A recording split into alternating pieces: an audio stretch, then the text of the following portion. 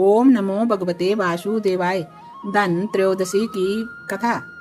एक बार यमराज ने अपने दूतों से प्रश्न किया, क्या प्राणियों के प्राण हरते समय तुम्हें किसी पर दया भी आती है?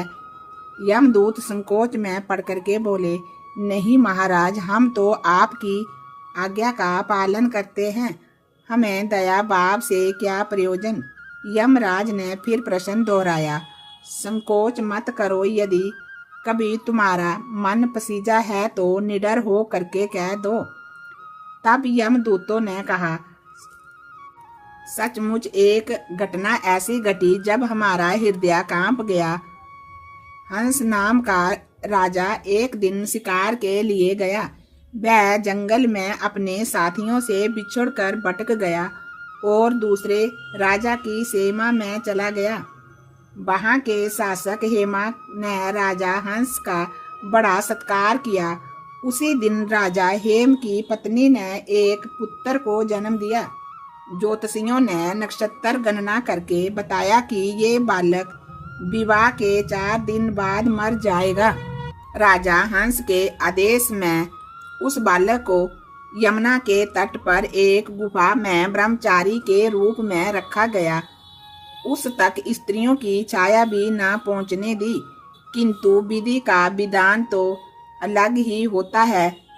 संयोग बस एक दिन राजा हंस की राजकुमारी यमुना के तट निकल गई और उसने उस ब्रह्मचारी बालक से गंधर्व विवाह कर लिया।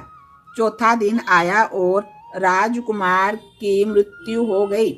उस नई विवाहित राजकुमारी का करुणा विलाप सुन करके हमारा हृदय कांप गया।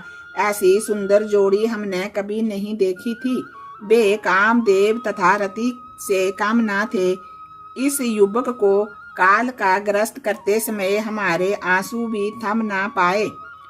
यमराज ने द्रवित हो करके कहा, क्या किया जाए, विधि के विधान की मर्यादा हेतु हमें ऐसा अप्रिय कार्य करना पड़ता है।